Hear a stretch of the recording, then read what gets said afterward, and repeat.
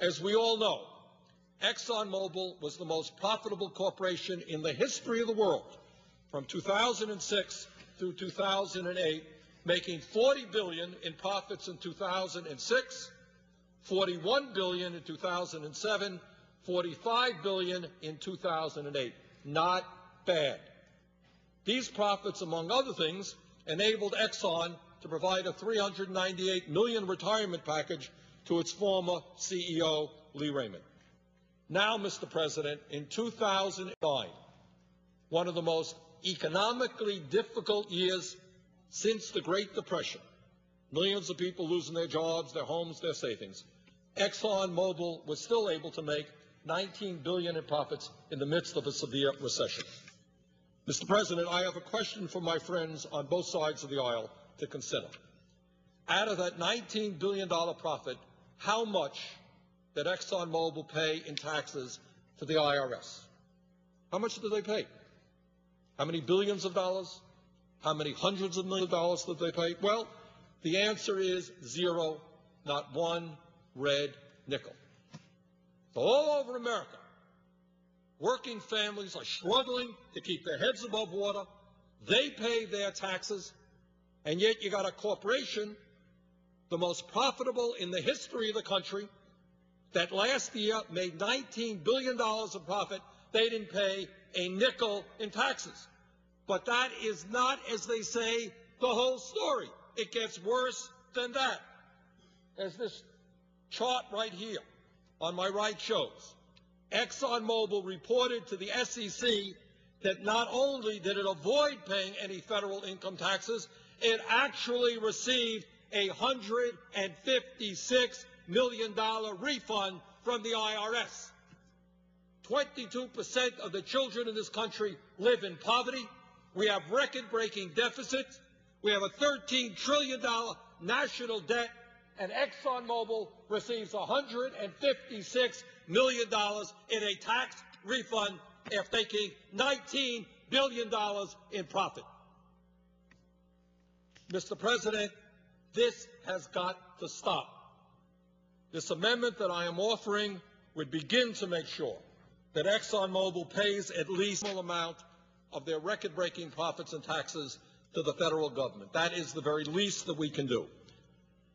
But ExxonMobil is not the only corporation enjoying these tax breaks. Chevron, the fourth most profitable oil company in America, a company that made a $10 billion profit last year, when other companies were just fighting to stay alive, reported to the SEC that it received a $19 million refund from the IRS. And this is Chevron. I know it's not as much as ExxonMobil, but hey, $19 million refund after you make $10 billion in profits, that's not too shabby. Valero Energy, the 25th largest company in America, with $68 billion in sales last year, received a $157 million refund check from the IRS, and over the past 3 years, it received a $134 million tax break from the oil and gas manufacturing tax deduction that this amendment seeks to eliminate. And on it goes. ConocoPhillips, et cetera, et cetera. Mr. President, let me just very briefly turn to what this amendment would do with the revenues. In terms of deficit reduction, as I've indicated, the benefits are substantial. As we all know, the underlying bill that we are debating today, which I support, would increase the deficit by about $87 billion over 10 years.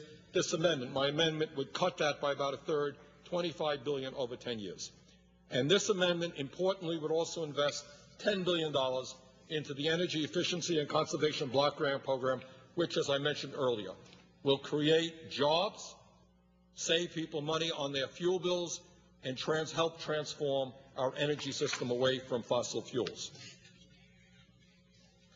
Mr. President,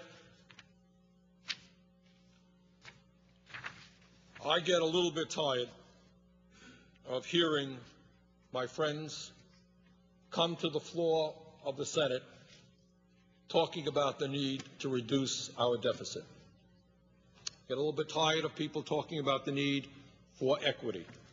If we cannot address a situation where some of the most profitable corporations in America pay zero federal taxes, and in fact get a tax rebate, then I'm not quite sure what this institution is doing. So, Mr. President, we now have an opportunity to move forward to address our deficit crisis. We have an opportunity to move forward to transform our energy system. We have an opportunity in this amendment to create jobs, break our dependency on fossil fuel.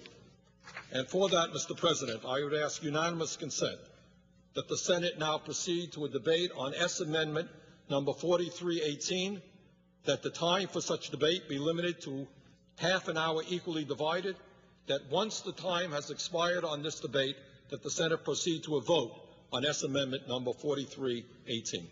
Is there objection? I object. Objection is heard. Well, Mr. President, I hear my friend from Oklahoma's objection. I think that's unfortunate.